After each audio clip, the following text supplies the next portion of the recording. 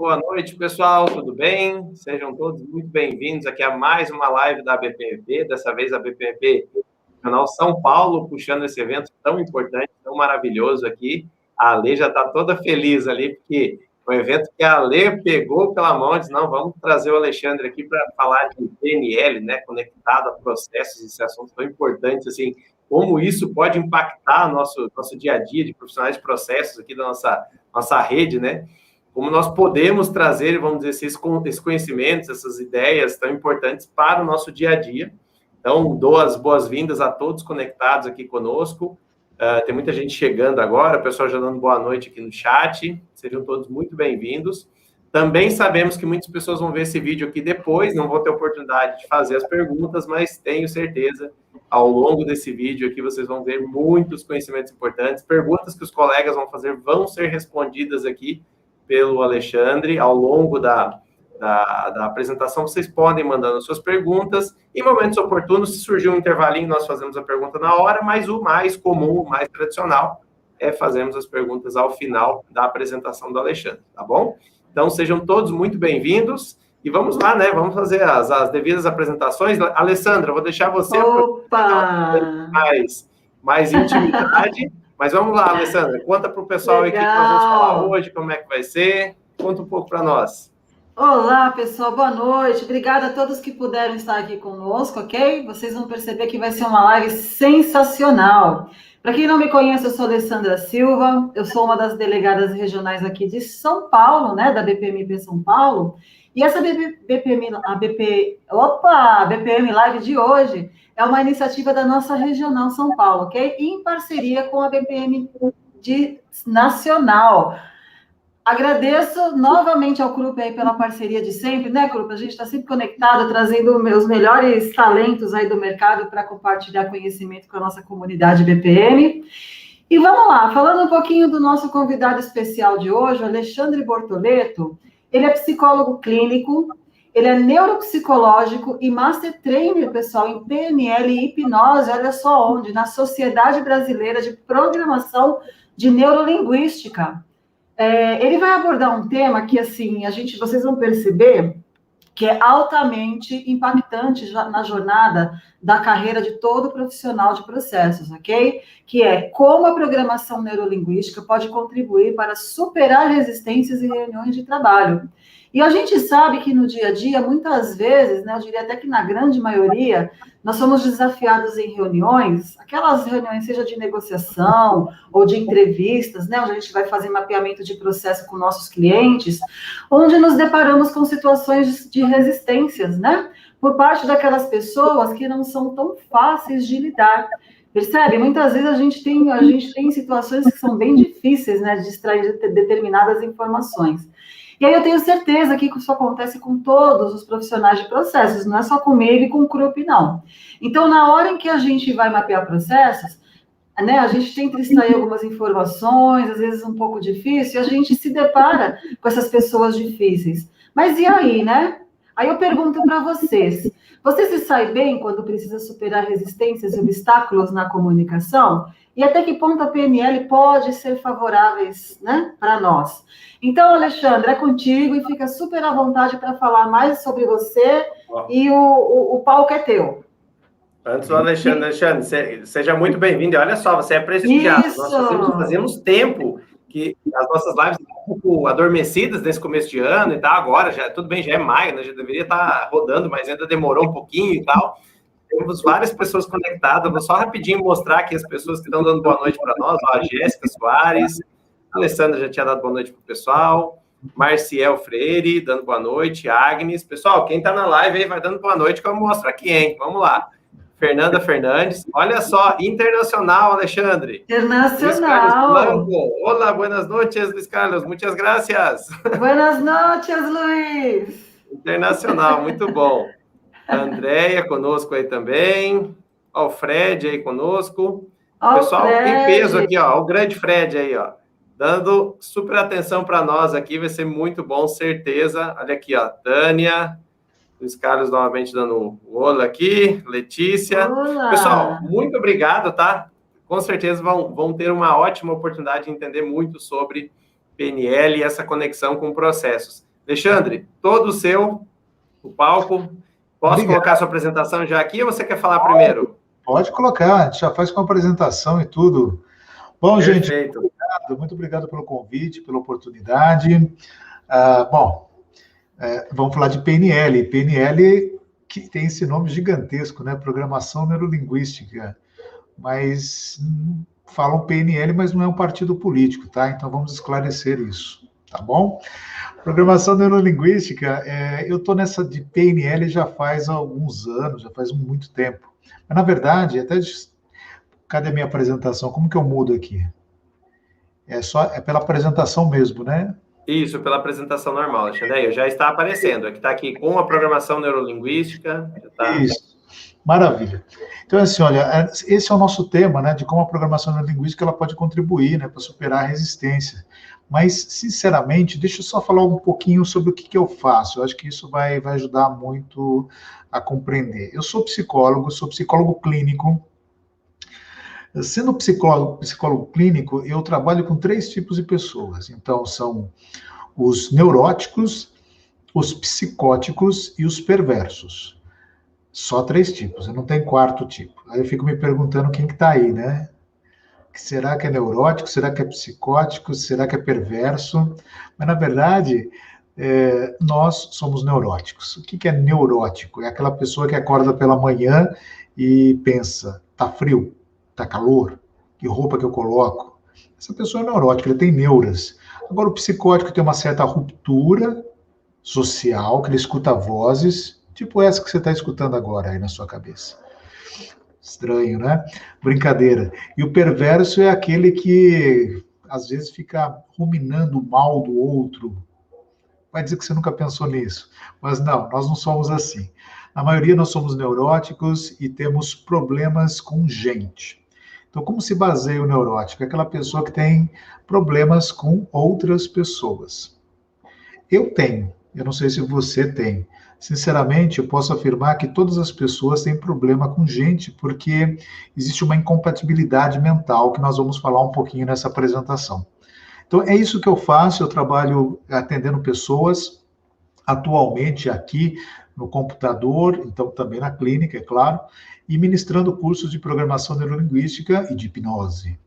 Então, eu vou falar hoje um pouquinho sobre a PNL, como que ela se relaciona aí nas reuniões e como que a gente pode superar essas resistências das pessoas. Eu não posso superar resistências de um computador que não é minha área, mas das pessoas a gente pode trabalhar com isso. Combinado? Então, só para situar um pouquinho a gente, a intenção aqui de hoje é esclarecer isso para vocês. Não será um curso de PNL, tá bom? É apenas uma introdução para que vocês possam entender um pouquinho desta ferramenta maravilhosa. Vou falar um pouco sobre o que é a programação neurolinguística, como falar através da linguagem do outro, superando resistências e obstáculos à comunicação, que eu acho que todo mundo está interessado nisso, lidar com aquelas pessoas difíceis e hipnotizando nas reuniões. Essa eu gostei desse tema, hipnotizando nas reuniões. O que a gente pode fazer, né? Bom, vamos fazer um pouquinho de um escopo teórico, né? Olhar um pouquinho como a história da programação neurolinguística, ela nasce nos Estados Unidos, mais ou menos em 1972, por esses 2 norte-americanos, um chamado Richard Bandler e John Grinder. Aí está a data de nascimento, o ano de nascimento de cada um. Eles estão vivos ainda hoje e eles estavam interessados em pesquisar pessoas do mundo que conseguiam bons resultados. Na década de 70, o planeta ele saiu de um momento muito significativo. Então, se você falar assim, Guerra do Vietnã, Woodstock, então começou a espalhar na Califórnia muitas terapias alternativas. E estava na moda, terapia alternativa, não era mais a terapia tradicional, tudo que era alternativo. Bicho grilo, né? E esses 2 sujeitos aí, eles começaram a pesquisar psicólogos, terapeutas da época, que tinham uma boa resposta terapêutica, que conseguiam resolver problemas. A questão da dúvida deles era a seguinte: se existem 2 pessoas que têm a mesma carga de informação teórica na sua cabeça, por que será que uma começa a se destacar e a outra não se destaca? Lembre-se, ambas, as duas, têm a mesma informação, o mesmo conteúdo técnico. Por que uma consegue se destacar e a outra não consegue? Uma consegue resultado e a outra não. Começaram a pesquisar através de 3 pessoas. Deixa eu ver se eu tenho aqui. São esses 3 psicólogos da época. Essas são fotos da época, tá? Por isso que está esquisita. Fritz Perls, que era um criador de uma linha terapêutica chamada Gestalt Terapia, tinha uma abordagem um tanto quanto forte terapêutica. Essa senhora agradável é Virginia Satir. Virginia Satir era uma psicoterapeuta de família, muito amável, muito interessante. E o terceiro aí que vocês estão vendo é o famoso Milton Erickson. Milton Erickson, conhecido ainda hoje como o maior hipnoterapeuta do planeta Terra. Não vou entrar em detalhes sobre cada um, mas eles começaram a olhar para essas 3 pessoas e tentar descobrir o que elas tinham que outras pessoas não tinham. E a pergunta de pesquisa, obviamente, era essa, né? Qual a diferença que faz a diferença entre as pessoas comuns e as pessoas que sobressaem? Qual foi a resposta que eles chegaram? Não é o conteúdo que importa, mas como você usa o conteúdo. Então, se eu tenho 2 pessoas e elas têm o mesmo conteúdo de informação, não importa muito isso, mas a forma que ela está usando esse conteúdo é que vai fazer a diferença. Esses terapeutas, eles tinham uma forma de abordar muito diferente daquelas pessoas que não conseguiam resultados. E aí começa a programação neurolinguística. Ela começa engatinhando em cima da psicologia, lembrando que PNL, ela não é psicologia, ela nem é classificada dentro da psicologia, dentro da sua história. A PNL é um ferramental educacional. Por quê? Porque mostra como que você pensa e como que você pode mudar os seus pensamentos a fim de conseguir bons resultados. Então, nós estamos falando de uma espécie de psicoeducação, educacional e não terapêutico. A psicoterapia resolve psicopatologias, resolve problemas dos neuróticos. Não é o foco da PNL. A programação neurolinguística tem um foco de aprender com aquelas pessoas que têm bons resultados e transferir isso daí para outras pessoas. Na década de 70, PNL começa muito na área terapêutica, como eu disse, e depois percebe que ela pode se espalhar. Ela pode se espalhar por todas as classes humanas, por todos os níveis de conhecimento humano e conseguir pincelar dali pessoas excelentes. Então, vai até a educação e começa a pincelar qual é o melhor professor. Vamos estudar esse professor para saber como que ele pensa e assim conseguir replicar esse conhecimento e essa forma excelente dele fazer aula. Começaram a buscar administradores de empresa, começaram a buscar pensar, né, médicos, psicólogos, como eu já disse, enfim, financeiros.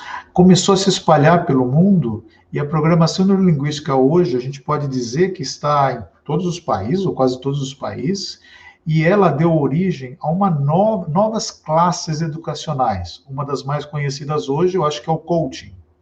Então, se fala muito em coaching, e o coaching, a gente entende que é uma derivação desse tema, certo? Claro que o coaching vem de outras bases também, mas bebe muito da programação neurolinguística. Ok?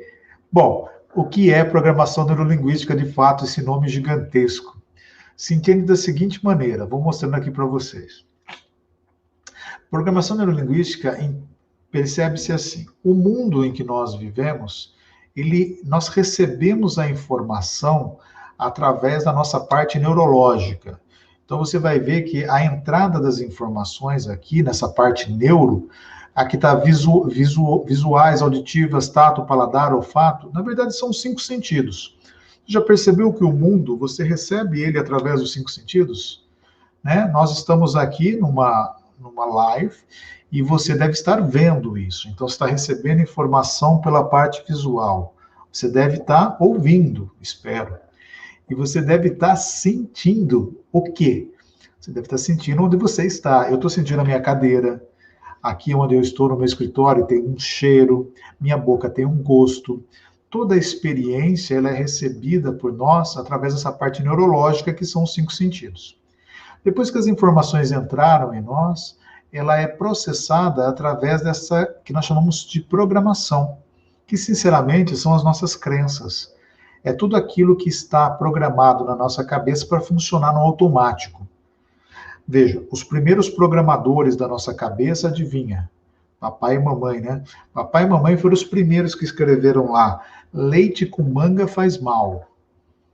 Né? Mentira, ok? Escreveram que chinelos de cabeça para baixo a mãe morre. Mentira. Mas os nossos pais foram os primeiros a escrever essas linhas de programação mental. E a gente acabou acreditando. O problema é que ele não fica aí só, né? A gente continua assistindo televisão, redes sociais, ou seja, as programações elas são mutáveis, elas vão mudando de acordo com o momento da vida. Então, note, as informações entram pela parte neurológica, as informações são processadas por estas programações e as informações são devolvidas ao mundo através da linguística, da linguagem. E a linguagem, ela se apresenta de 2 maneiras. Ela se apresenta verbalmente, que é aquela que eu falo, e a não verbal, que basicamente são os meus comportamentos. A forma que eu me visto, a forma que eu ando, enfim, a forma de se comunicar. Até as pessoas falam assim: eu entro numa reunião mudo e saio calado. Eu não estou me comunicando.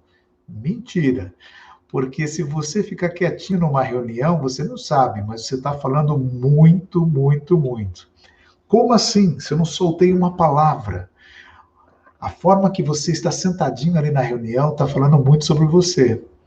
Então toma cuidado, porque falando em reuniões, a gente precisa estar antenado em tudo, não só aquilo que falamos, mas como estamos nos comportando.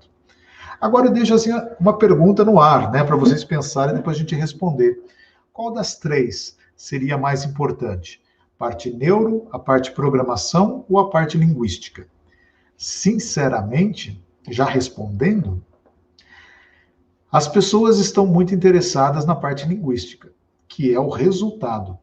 Né? Então, como que eu deveria me comportar na reunião? Alexandre, me conte, por favor, como que eu deveria estar falando numa reunião? As pessoas querem o resultado. Mas, sinceramente, as 3 são importantes, mas a parte que pesa mais é a programação. E vou comentar com vocês. Sabe aquela sensação de um dia você desejar comprar um carro? E você, até aquele dia, não sabia que carro você queria. De repente, você decide a marca e o modelo. Aí você sai na rua no dia seguinte e adivinha o que acontece? Aquele carro que você escolheu começa a pipocar em cada esquina. E você fala: poxa, as pessoas roubaram a minha ideia. Negativo, ninguém roubou a sua ideia. Os carros já estavam na rua.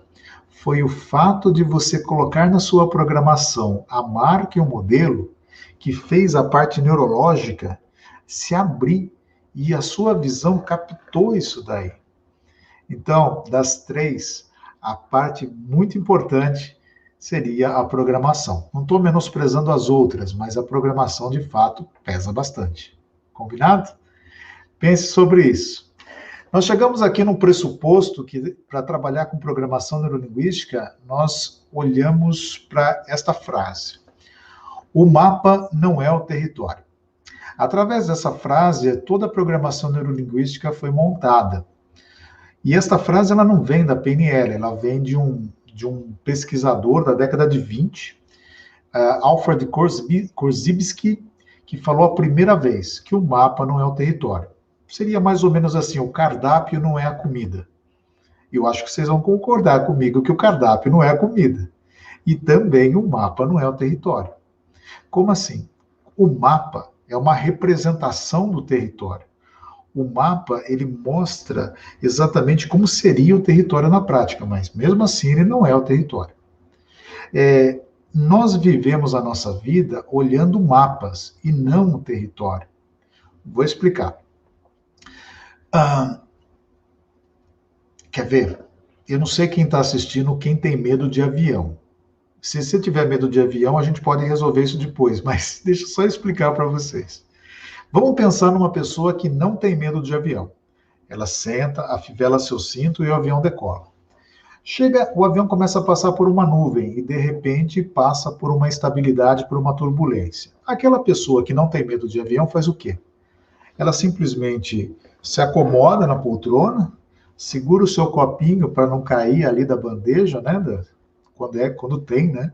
A sua aguinha, segura ali a garrafinha para não cair e deixa passar. Esta é a pessoa que não tem medo de avião, tudo bem? A pessoa que tem medo de avião faz assim. Ela não só afivela mais forte o cinto, como ela segura na poltrona, acreditando que aquilo vai estabilizar a aeronave, e não estabiliza. Algumas conseguem puxar um rosário e começar a rezar, como se aquilo fosse estabilizar a aeronave, mas não estabiliza. Você fala, a pessoa está tendo medo, mas a minha pergunta é, medo do quê? Será que ela está tendo medo do avião? O avião é o território. Será que ela está tendo medo daquele avião? Território por quê? Porque eu consigo perceber, eu estou dentro de um avião. A resposta não é essa. A pessoa que está com medo, ela não está com medo do avião. Ela está com medo de um filme que ela tem na cabeça dela, de um avião caindo.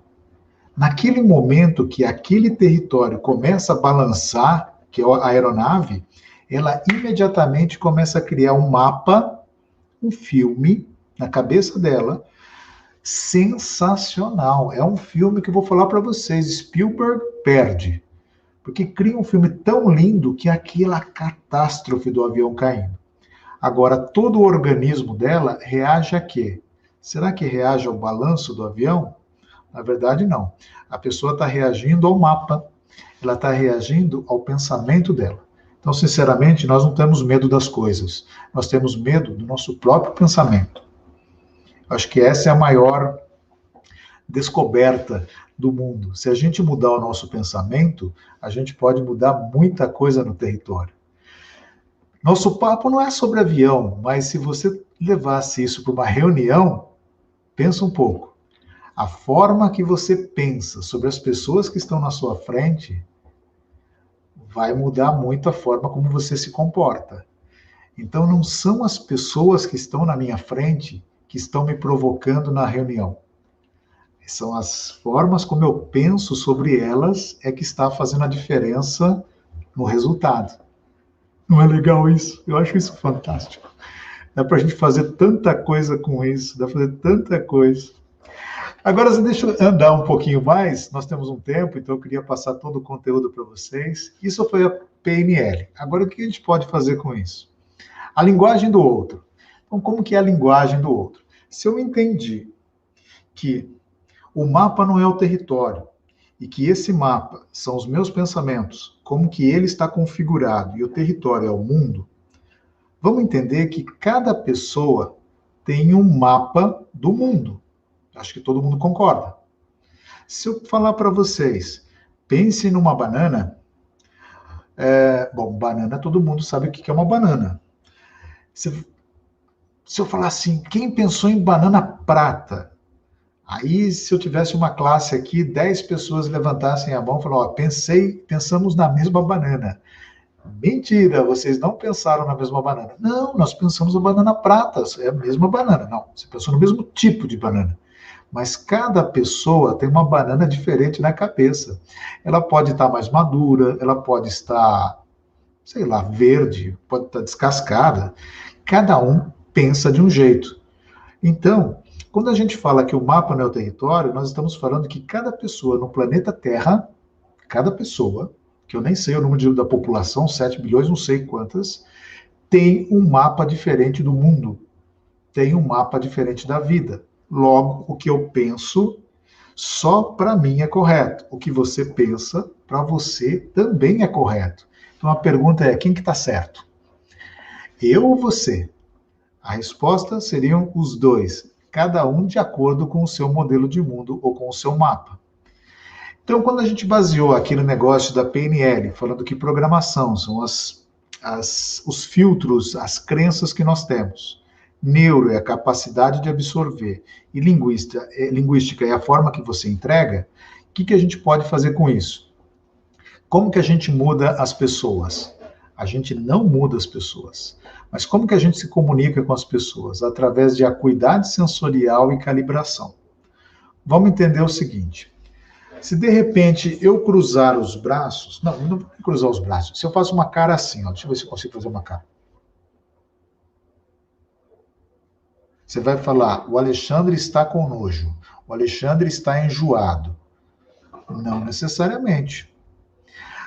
Quando a PNL começou, surgiu muitos livros falando que as pessoas que cruzam os braços numa reunião, elas estariam fechadas para a comunicação. As pessoas que arcam o seu corpo para frente estariam mais interessadas. Isso não é verdade também. Na verdade, falta a acuidade sensorial. Se eu cruzar os braços, pode significar que eu estou com frio ou coisa do tipo.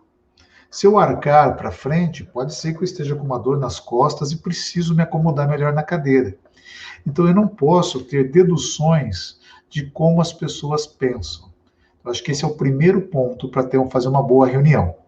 Então, quando eu encontro alguém na reunião que está com essa carinha dessa moça aqui, chateadinha, eu não posso falar que ela está chateada de fato. Só posso falar que ela está aí meio bicuda, mas eu não posso atrelar interpretações. Aí você vai falar, mas espera aí. Eu estou casado há 10 anos. Nesses 10 anos, quando a minha mulher faz uma cara daquela, sai de baixo, porque daí ela vem com o chinelo. Ela vem batendo forte, ela está de mau humor. Então, por que você pode afirmar isso? Você pode afirmar porque você está casado há 10 anos, então você está calibrado. Calibração é uma maneira de tantas vezes que eu vi a minha mulher com essa carinha aqui, ó, eu posso afirmar que ela está chateada, devido ao tempo.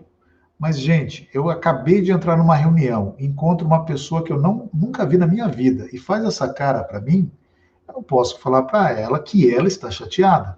Eu não a conheço. Então, eu preciso de mais informações para poder lidar com essa pessoa. Certo? E para isso, nós temos uma ferramenta chamada Rapport, que não é da programação neurolinguística, ela vem da psicologia humanista. Rapport é uma palavra francesa, que a tradução seria relacionamento, né? Em italiano é rapporto, em português é rapport. Não temos tradução para português. Mas rapport seria uma espécie de relacionamento harmonioso entre duas ou mais pessoas. Quando que a gente percebe que as pessoas estão em rapport? Quando elas estão conectadas. Aí você pergunta, mas quando é que eu sei que as pessoas estão conectadas? Veja a imagem. Na imagem, que infelizmente cortou um pouco, na primeira imagem, você vê pessoas que parecem que estão espelhadas. Você vê pessoas se posicionando muito parecidas. Concordam? Elas estão muito parecidas. Agora, na imagem abaixo, o palestrante que foi cortado aqui, coitado, ele não está percebendo essas pessoas que não estão em rapport. Porém, elas estão em rapport entre elas, né? Porque elas devem estar todas dormindo ali. Rapport seria, quando eu não conheço uma pessoa, também até quando eu conheço, eu começo a, entre aspas, espelhar o comportamento dela. Eu começo a ser mais parecido com ela. Logo, esta semelhança vai gerar uma conexão tão boa quanto aquela em que você começa a bocejar e a pessoa que está na sua frente não resiste e começa a bocejar também. Acho que vocês já passaram por isso. Isso é rapport. Rapport é se permitir se conectar com a outra pessoa. Certo? E como que eu faço isso? Sinceramente, apenas espelhando essa pessoa. Veja, se eu estou numa reunião e a pessoa está de braço cruzado, eu não vou ficar assim para ela. Eu também me recolho um pouco e fico parecido com ela. Não igual, mas parecido. Se a pessoa, de repente, começa a se posicionar para frente, eu também me coloco à frente. Então, nós estamos criando uma conexão. Essa seria a forma de ler pessoas com muita elegância. Só toma cuidado para não ficar fazendo sombra de pessoas, né? Que isso não vai ser legal. Passando por outro tópico, superando resistências. Eu acho que isso está interessante para vocês. O que são resistências? Até coloquei aqui essa imagem que eu achei muito legal. O que é uma resistência de fato, né? O que diz que é... Como a gente entende uma resistência? A gente entende uma resistência, obviamente, como uma força contrária, né? Que ela está impedindo que outras coisas aconteçam. Então, se eu pegar minha garrafinha d'água e começar a apertar, ela vai formar uma resistência. Agora, o que é uma resistência de gente? O que é uma resistência de pessoas? Aqui eu tenho uma definição. Resistência de uma pessoa é apenas um comentário sobre a minha própria inflexibilidade como comunicador. Eu quero explicar essa frase com muito carinho para vocês. Se, como hipnólogo, como hipnotista, se eu chego para uma pessoa e falo assim para ela, feche os olhos, e a pessoa imediatamente fecha os olhos, eu posso falar que ela não é resistente, ela está cooperando com o meu trabalho. Acho que vocês concordam com isso. Mas se eu chego para uma pessoa e digo assim, feche os olhos, ela olha para mim e fala, fecho não. Eu logo olho para ela e digo, você é muito resistente. Mas por que você é resistente? Porque eu pedi para você fechar os olhos e você não fechou. Na verdade, essa pessoa não está sendo resistente. Sou eu que estou sendo um péssimo hipnotizador. Entendemos em PNL que a responsabilidade da comunicação é de quem comunica. Quando eu falo alguma coisa para alguém e este alguém, sim, tem uma resistência, ela está me dando um presente. Ela está me dando um presente do tipo, ei, se você continuar fazendo do mesmo jeito, não vai mudar.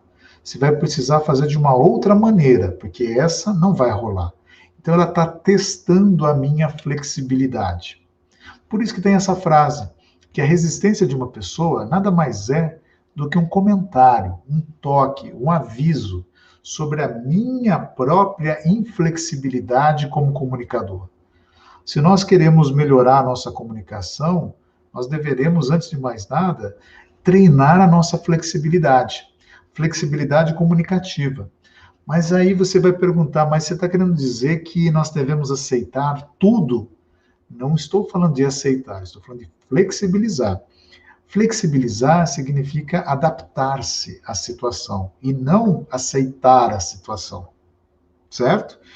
Estou aqui na live. Vamos imaginar que aconteça alguma coisa com o PowerPoint aqui e ele trave de alguma maneira. Eu vou me adaptar, eu vou fazer a nossa apresentação de outra maneira, então eu estou me adaptando. Talvez eu não aceite falar, nossa, deveria ter um PowerPoint para me ajudar. Mas com isso faz com que eu melhore a comunicação e tenha menos resistência. Coloquei essa imagem para vocês verem que eu acho que, falando em resistência, nada melhor do que resistência de asa. Essa é uma imagem tirada da Boeing, de um 787, um avião grande, e aqui está falando como que é a resistência, a envergadura da ponta de asa desse avião. A envergadura está colocando de 26 pés aqui, dá cerca de 7 metros, talvez 7 metros. Gente, 7, 8 metros quase, não sei precisar, não é a minha pegada pés, mas é muita coisa, 7, 8 metros, gente. É muita coisa. O teto, do chão até o teto aqui são 3. Então imagine a ponta de asa começar a envergar. Mas o que isso tem a ver? Olha essa imagem aqui. Nós temos na frente um Boeing 737. É um avião mais utilizado no mundo hoje. Talvez você já tenha viajado com ele. Leva em torno de 100 e poucas pessoas dentro dele. Atrás dele tem o Airbus 380, que hoje é o maior avião comercial do mundo. Leva, se não fosse a primeira classe, a classe executiva, levaria 800 pessoas. Mas deve levar umas 500 pessoas por aí. Olha a impressionante diferença dos dois aviões. O avião de trás, que é o 380, a envergadura de asa dele são 9 metros. Eu não sei precisar a envergadura de asa desse, mas se você quer levar mais gente na sua reunião, levar mais gente na sua liderança, você precisa ser flexível, assim como aquele avião que está ali atrás.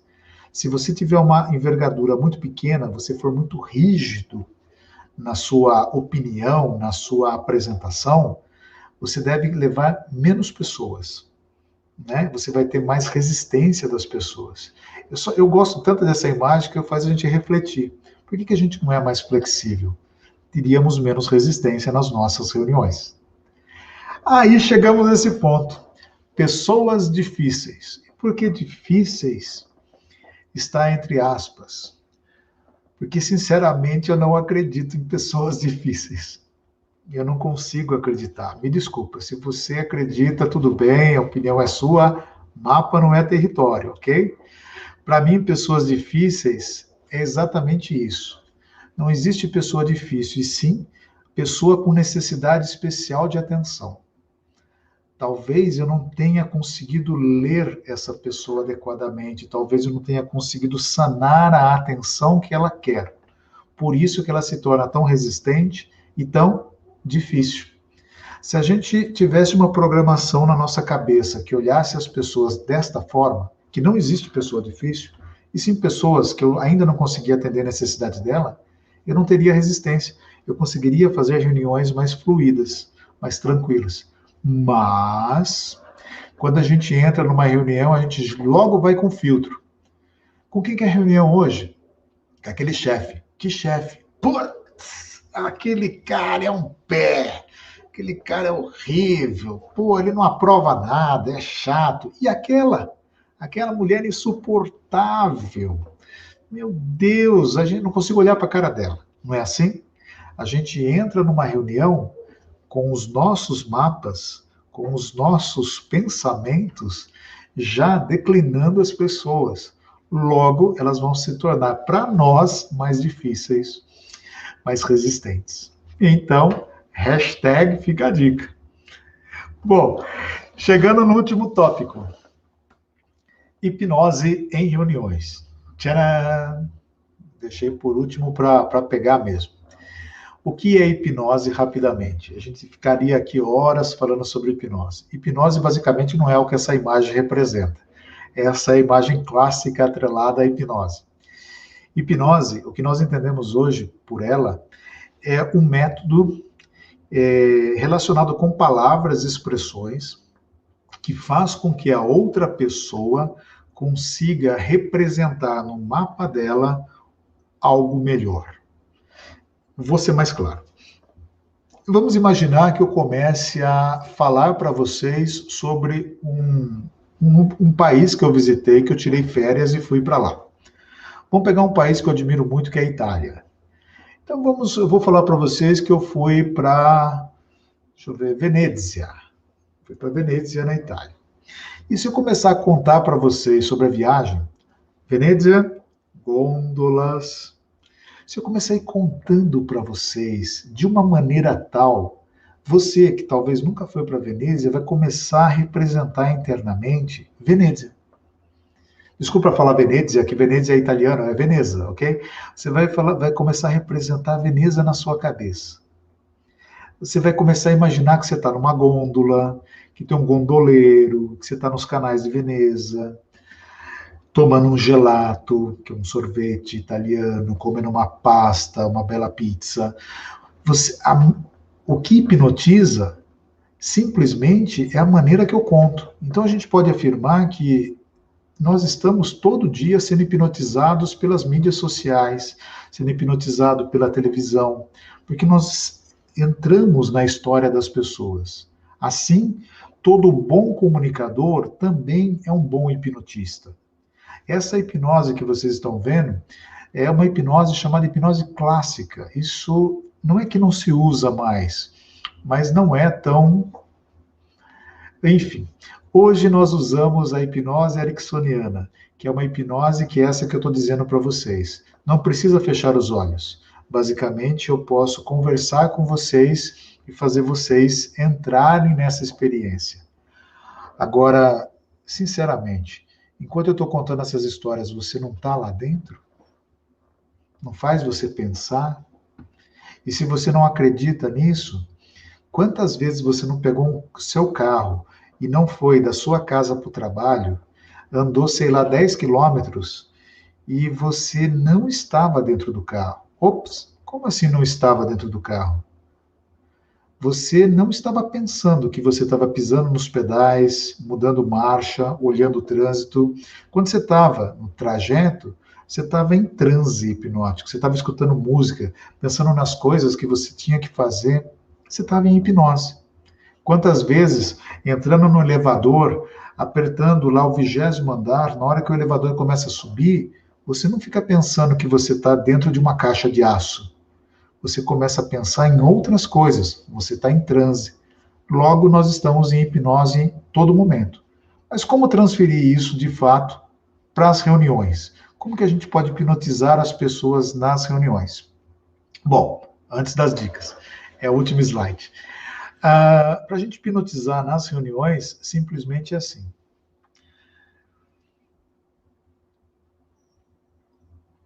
Deixa eu contar uma coisa para vocês. Vamos imaginar que a gente estivesse passeando na praia. Se eu falasse assim, imagine que você está agora numa praia boa. À medida em que você caminha pela praia, você percebe as coisas que estão aí. Quando você olha naquela direção, você vê algo que te chama atenção. Quando você chega perto disso, você fica, aprecia, mas nada tira o seu olhar de lá, da praia, da água. Você consegue perceber a água dessa praia, consegue perceber que aquilo é muito bom para você e estar aí na praia te traz uma sensação muito boa. Não sei se você consegue perceber isso, mas com certeza pode deixar você muito melhor. Aí você parou. Aí você vai perguntar, mas Alexandre, o que você fez? Eu não fiz nada. Eu apenas, na verdade, eu não disse nada. Eu disse coisas vagas. Hipnotizando nas reuniões é basicamente a gente começar a falar com uma linguagem que agrade as pessoas que estão ali. E não ter uma linguagem muito técnica, fazendo com que venha repelir as pessoas. Já pensou se a gente começasse, talvez você não é psicólogo, e fizéssemos uma reunião e eu começasse a usar uma linguagem só de psicólogo, só de psicopatologia? Você ia falar, credo, que coisa ruim, eu não entendi nada. Se eu falasse para vocês de doenças psicológicas, você ia falar, nossa, esse cara é chato. Mas por que esse cara é chato? Porque eu usei uma linguagem que você não entendeu. Agora, mesmo sendo psicólogo, e você sendo, sei lá, dona de casa, e começasse a falar com você, ao invés de linguagem de psicólogo, começasse a usar exemplos da casa, nós faríamos rapport. E esse rapport hipnotizaria você, porque eu estou falando exatamente de acordo com o seu mapa. Ou seja, o que é hipnotizar nas reuniões? É permitir que tudo aquilo que saia da sua boca saia de acordo com o modelo de mundo que as outras pessoas têm. Pois só assim a gente consegue, de fato, estar alinhado. Ou seja, ainda, se em Roma, como os romanos, em Veneza, como os venezianos, no Brasil, como os brasileiros. Fale de acordo com as pessoas que estão na sua frente. Respeite elas que você vai hipnotizar.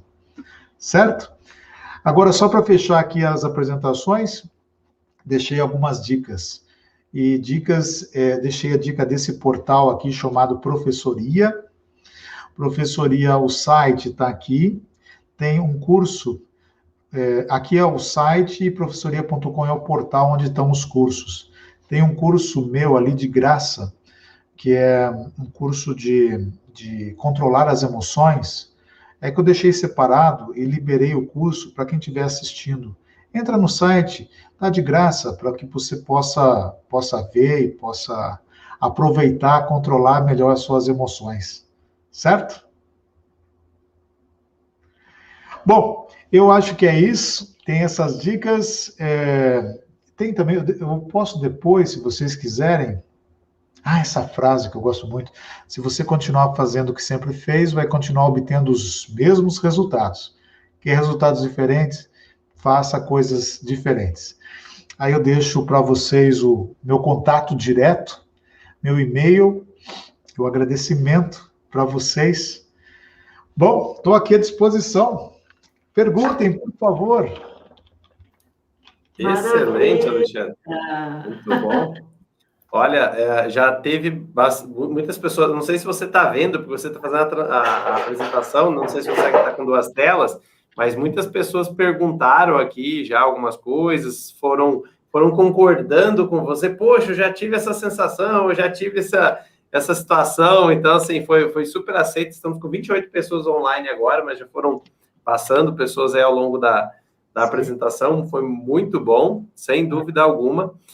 Gente, eu vou pedir, tem duas questões aqui da Letícia, mas, por favor, eu tenho certeza que estavam todos hipnotizados com o tema, então não deu tempo de escrever as perguntas, por favor. Então, vou fazer as duas perguntas da Letícia, sim. Daí peço também perguntas dos demais, tá? Muito sim. Bom.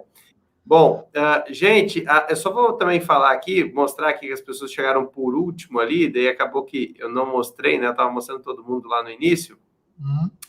Rapidinho aqui, só um pouquinho mostrar. Aqui tivemos... Cadê?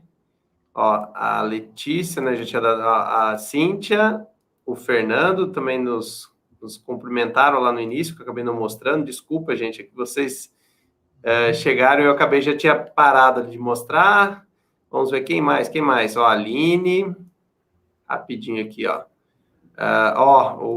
O Irenaldo concordou. Ó. Essa história de chinelo ele também já conhecia, já ouvi, ó.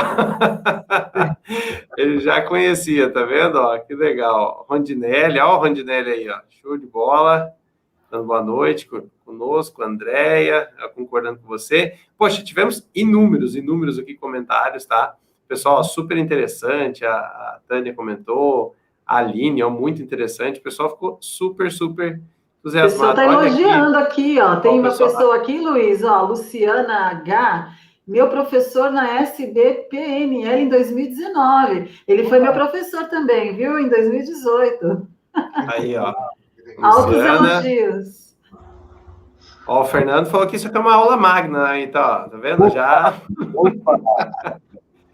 Olha aqui, ó. Olha o Marcelo Santarém, que moral, hein, Marcelo? Poxa, uma das melhores lives da BPMP até agora. Uau, olha só. Parabéns, sensacional.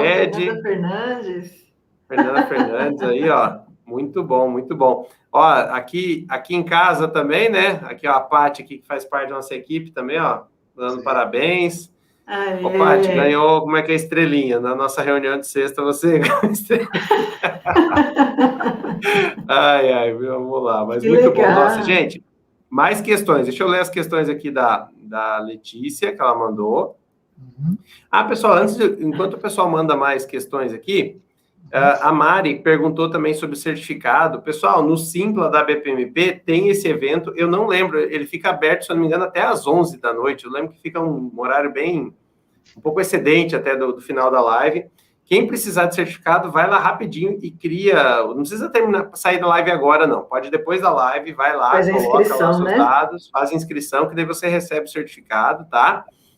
Legal. Outra coisa, eu também mandei o link ali do BPM Ceboc, que todo mundo pergunta sempre nas lives, né? Quem está a fim de adquirir o BPM Ceboc da BPMP, lembrando, né, que é o nosso guia de conhecimento comum, tá ali também o link, depois eu compartilho ele de novo. E agora vamos para a pergunta da Letícia, ela mandou duas, depois eu já vi que mais pessoas fizeram perguntas. Vamos lá. Bom, primeira pergunta da Letícia. Agir conforme nosso subconsciente é uma forma de hipnose? Boa. Se quiser tirar a apresentação também, pode... Vou tirar, para ficar mais fácil, verdade, tem razão. Bom, assim, olha, o que a gente entende hoje, né? Na verdade, não temos mais o termo subconsciente, sim inconsciente. O inconsciente, nós temos o consciente, que é aquilo que nós, obviamente, temos consciência, né? Estou numa cadeira, estou respirando, isso nós temos consciência. O resto vai para esse inconsciente. O inconsciente, sim, é uma forma de hipnose, mas, na verdade, ele é o próprio reservatório da hipnose. Então, tudo aquilo que nós vivemos vai ser guardado lá. Vamos pensar... fazer uma analogia, é como se aqui no meu computador, o HD, né, o SSD, a grande peça, guarda todas as informações. O que está na minha tela é uma memória curta, memória RAM. Assim que eu desligar o computador, tudo isso perde. Esta é a nossa consciência. A nossa inconsciência é o que está guardado. Por isso que, às vezes, quando a gente hipnotiza uma pessoa, ela consegue lembrar de fatos do passado que ela não conseguiria lembrar aqui, conscientemente. Se eu falar assim para você, o que você fez quando você tinha 10 anos de idade?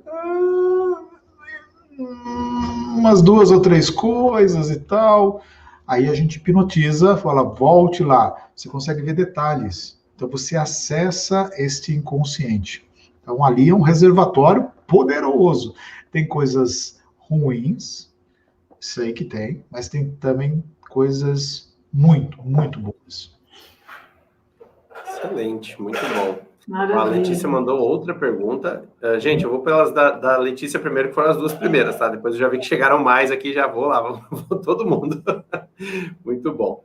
E a Letícia continua na pergunta dela. Em uma reunião, né, com um público heterogêneo, como tentar um rapport? Legal, boa pergunta, Letícia, boa pergunta. Olha, eu vou dar uma dica, hein? Uma dica fundamental. Ache o chefe. Ache quem decida. Imagine que nós estamos numa reunião de negócios, né? Vamos fechar um negócio. Não necessariamente é o chefe que vai decidir, mas você tem que começar a saber primeiro quem é que dá a canetada, quem é que bate o martelo. Comece a focar nessa pessoa, faça rapport com esta pessoa, pois é ela que é mais, talvez, a que decide ali, é mais importante numa reunião. Porém, existem formas que a gente aprende muito em curso de programação neurolinguística para fazer rapport com multidões. Tá? Dá pra você falar, tem, sei lá, 10 mil pessoas na minha frente, dá para fazer rapport? Claro que dá. Veja os exemplos de artistas que conseguem fazer uma boa conexão com o seu público.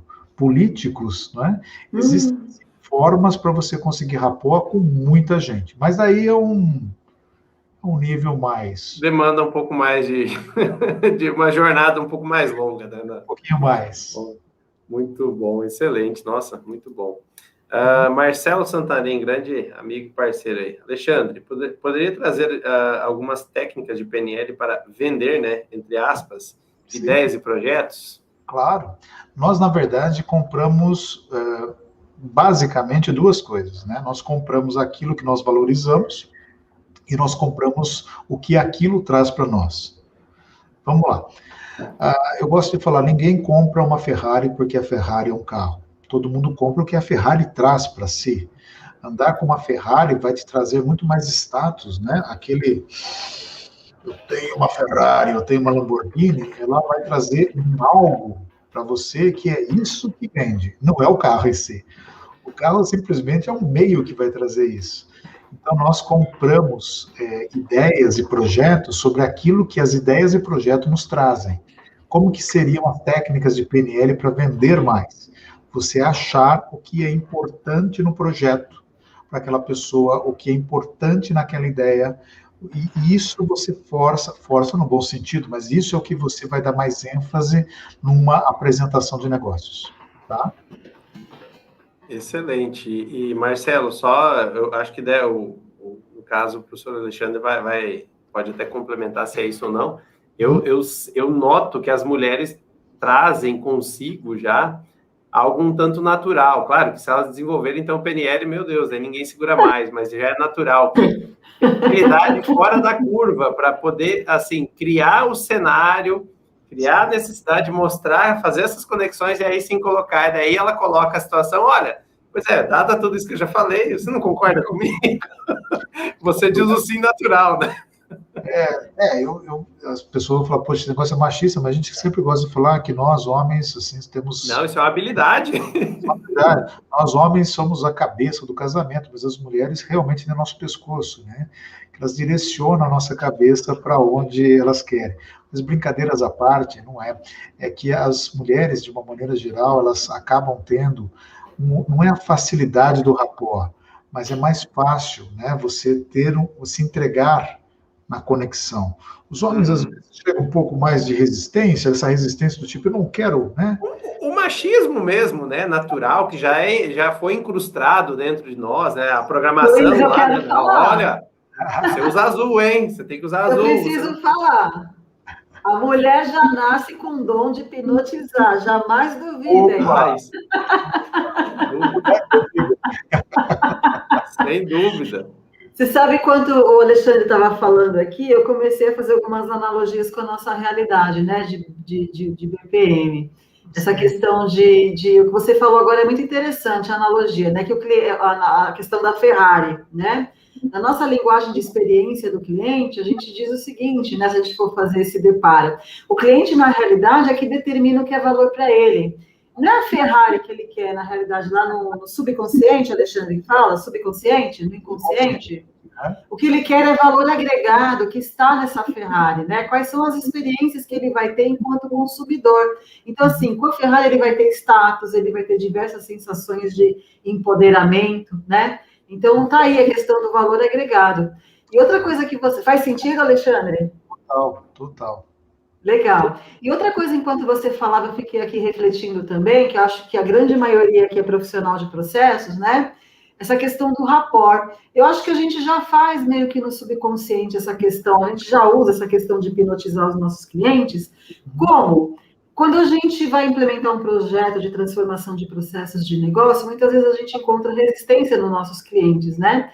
Mas a partir do momento que a gente mostra para ele quais são os ganhos, os benefícios reais de implementar a BPM como uma melhor prática para alavancar os negócios ou o negócio do cliente, ele já começa a ver ganhos, né? Então, automaticamente, acho que também já é uma prática que a gente tem implícita em hipnotizar. Faz sentido isso? Faz sentido. Hipnotizar porque, olha, anos eu venho ministrando curso, trabalhando com isso, as pessoas, infelizmente, têm uma ideia de que a hipnose é muito de poder, né? Na verdade, hipnose é um método, uma capacidade de comunicação. Então, eu vou falar para todos aí. Existem várias competências, né? Então, nós temos liderança, trabalho de equipe, iniciativa, nós temos várias lideranças dentro de uma corporação. Mas a mãe de todas as competências, que é a comunicação. Porque não adianta eu treinar liderança, eu preciso de comunicação, a equipe precisa de comunicação. Então, a comunicação, de fato, é a competência mor, a competência mãe. Ela é que dá o tom, né? Ela que vem a reger todas as outras. Se quer melhorar, vamos melhorar a nossa comunicação, e a hipnose é uma forma disso. Que legal. Ô, Luiz, deixa eu fazer um comentário. Ale, oi. Olha, esse comentário aqui da Letícia, falando que você é top nessas práticas. Você acabou de falar ali, ó, conduz reuniões difíceis com maestria. Tá vendo? A Lê foi aluna do professor Alexandre, então já sabe, né? Já aprendeu. Por isso que agora você sabe que ela te hipnotizou lá na reunião, tá, Letícia? Ele foi meu professor. Por isso, ela aprendeu. Letícia. A Letícia Barbosa e o Fred são meus clientes, além de amigos. Então, ô Letícia, obrigada aí pelo apoio. Viu, Letícia? Agora já fica esperta, Letícia. Você já está agora vacinada. Ó, vai lá, fala com o professor Alexandre, conversa com ele, entende um pouco mais, faz o curso para você agora. Você vai trocar.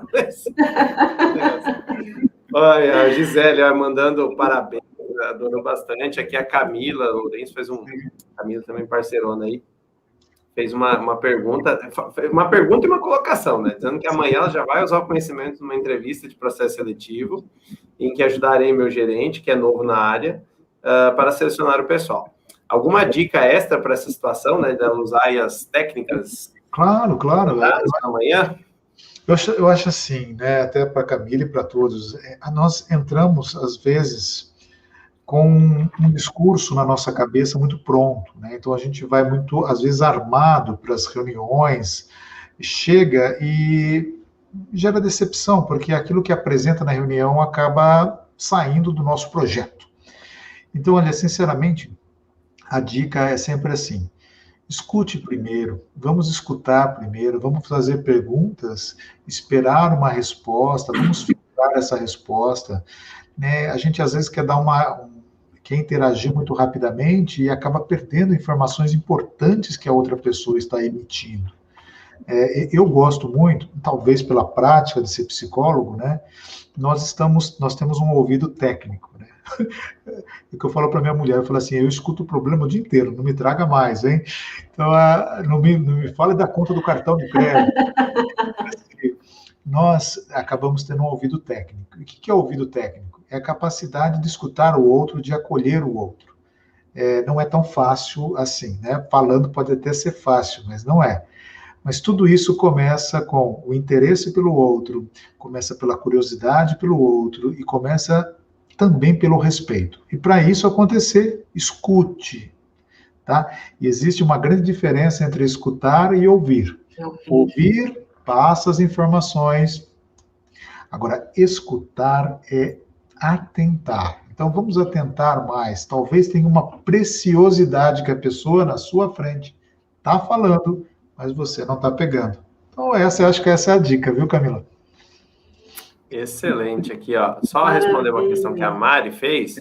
Mari, você não precisa assinar, tá? Lá no Simpla, basta você se inscrever, não tem que pagar nada e tal, é só realmente uma inscrição para que o Simpla envie o certificado para você, senão nós não temos como as suas informações, né, básicas, dá para poder emitir um certificado da participação. Vamos lá, ó, o Rondinelli aí comentando que ótima, relevante, né? Ferramenta relevante para gestão de mudanças em processos. Acho que o processo não muda se não tiver realmente engajamento de pessoas, né? Só desenhar um processo não quer dizer nada. Vai, né? Aí, ó, a Paty comentando que gratidão pela live, ficou hipnotizada, muito bom. Ai, muito bom, excelente. A Paty também perguntou aqui, ó. Se eu utilizar Rapport e a pessoa entender o método, como contornar essa situação? Que legal. Pode acontecer. Eu estou fazendo um rapport com vocês e falar, tá tentando, né? Tá tentando entrar. Mas isso tem uma meta-mensagem. Qual é a meta-mensagem? Se eu estou querendo fazer rapport com você, é porque eu me interesso por você. Então, eu tô querendo me conectar com você. Então, não tem problema nenhum, sabe? Vai ser recíproco, né? Com certeza. Olha, eu estou querendo me conectar com você, por favor, vamos lá, né? Acho que isso é bonito. Tá? Muito legal, excelente. Olha aqui, ó, a Camila fez uma pergunta bem interessante. Uma nova pergunta, né? Como fazer rapport por home office? Legal, é a mesma coisa. É que talvez nós não estamos assim pegando nas mãos, nós estamos abraçando e beijando, né? Mas se fosse uma reunião assim nos nossos queridos Teams, Zoom e tal, é a mesma coisa. Você vai escutar, você vai dar as informações, você vai fazer rapport do mesmo jeito, né? Então, é a mesma coisa. Então, é igual que a nossa prática hoje como psicólogo, psicoterapeuta, não teve tanta mudança. Hoje nós estamos basicamente 100% assim, online. Tá? Não é que o consultório, mas hoje está mais online, né? Mais direto, nesse estilo home office. Então, a conexão funciona da mesma maneira, tá bom? Agora, talvez tenha que ter o rapport com as pessoas de casa, né? Aí também, ó, fica rapport não é só no trabalho, rapport também é com todos, né? O tempo todo, né? Com certeza. Muito bom. Aqui, ó, o Fernando também fez uma colocação, na verdade, né? Que em trabalho de automação de processo enfrentamos muita resistência, pois é sempre o medo das mudanças ou incompatibilidade com novas metodologias, etc. Rapport é bem difícil nestes casos. Fiz um comentário aí. Mas como é que é? É treino, né? Com certeza, Alexandre. Acho que é o dia a dia que nos ensina, acho que a aplicação das técnicas vai levando à excelência, sem dúvida, né? Ó, o Wesley fez um comentário mais baseado no que você falou ali, Alessandra. Acho que na fala do Alessandra está a distinção entre o produto e o valor.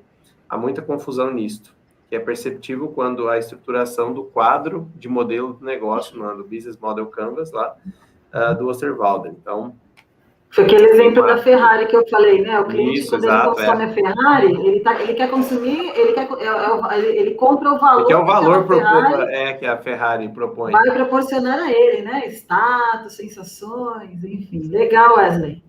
Exatamente, ó. O Fred aí, a Mari agradeceu ali também, ó, o Fred falando que sucesso, sempre digo que ser analista de processo também é ser um pouco psicólogo, né? Muito. Aí, Fred. Né, Fred? Muito psicólogo. Muito psicólogo, mas eu acho que tinha que estar metade ou mais dos cursos que abordam o processo tinha que ter o lado humano, né? Desenvolver o lado humano para poder. Aí, a Gisele, comunicação não violenta, escuta empática, muito bom. Ó, e aqui o Marcelo fez mais uma pergunta. Gente, nós já estouramos o tempo, acho que pode ser a nossa última pergunta, e é uma ótima pergunta aí, ó, do Marcelo. Fale-nos sobre o equilíbrio entre o uso do hipnotismo por imagens e por fala na PNL. Acho que uma pergunta até bastante técnica, né? E olha, muito bom. Sim. Excelente, boa pergunta, Marcelão. Show de bola. O que eu entendo, o que eu acho que a gente pode falar sobre esse equilíbrio do uso das coisas, né? Eu não queria responder assim diretamente, tecnicamente, mas eu queria falar de um escopo geral, né? Eu acho que quando a gente fala de qualquer hipnose, PNL, ou qualquer outra ferramenta, qualquer outra metodologia, a gente está muito pensando naquela pessoa que usa, né? Não na ferramenta em si. Porque um bisturi na mão de uma pessoa errada pode fazer um belo estrago, né? Então a gente sempre pensa que as pessoas realmente elas são importantes nesse equilíbrio, nesse processo do uso de hipnose, de PNL. Agora, isso não vai mudar o mundo, tá? Não é só isso que vai fazer com que as pessoas se tornem melhores, né? Tem muitos elementos, mas com certeza vai ajudar muito a trazer esse equilíbrio, trazer essas relações, não só em reuniões, mas eu acho que para a vida, né? Então não pense nisso somente no contexto reuniões. Vamos pensar na vida. Excelente, muito bom. Olha, eu acredito que contemplamos todas as questões, né? Foram muitas perguntas, assim. Como eu falei, o pessoal realmente estava hipnotizado no momento ali, deixou para perguntar depois. Mas muito bom, nossa, foi algo maravilhoso. Tenho certeza, Alexandre, que foi muito rico o conteúdo, vários elogios ali, né? Nem mostrei todos, nem deu tempo de mostrar todos, mas assim, poxa, uma das melhores lives, a melhor live até agora, conteúdo super rico, muito importante no nosso dia a dia. Tenho certeza que contribuiu demais.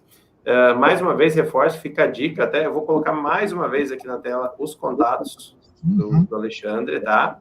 Telefone, o e-mail. Lembrando que essa live está gravada, se alguém por acaso perdeu na hora de anotar ali, só ir ali no YouTube, em acho que alguns minutinhos aqui o YouTube já disponibiliza a gravação, vai lá, pega o e-mail, o telefone, né? Fiquem à vontade para entrar em contato, né, Alexandre? Com certeza. Claro, tem meu site aí, meu e-mail, telefone, direto, se o telefone é meu telefone direto, pode entrar em contato comigo.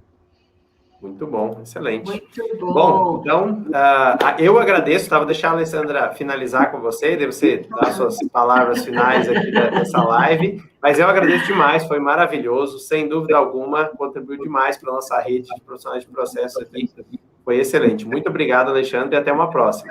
Obrigado. Foi sensacional, foi uma super aula, né? Você vê, em 1 hora a gente conseguiu, né? O Alexandre conseguiu compartilhar tanto conhecimento rico, o pessoal conseguiu fazer as analogias com a sua realidade, né, em projetos de transformação, enfim. Alexandre, de novo, muito obrigada pelo aceite do convite, tá? Foi uma grande honra, um grande prazer estar aqui com você. E você viu também que tem alunos do passado aí que tiveram aqui para te prestigiar, né? Legal. E é isso aí, gente. Olha, obrigada para quem pôde estar aqui agora, né, com a gente. E um grande sucesso para todo mundo. Obrigada, Luiz. Obrigada, BPMP. E vamos embora. Até a próxima. Obrigado, gente. Muito obrigado. Gente. Boa noite. Até mais. Boa noite abraço. a todos. Um abraço.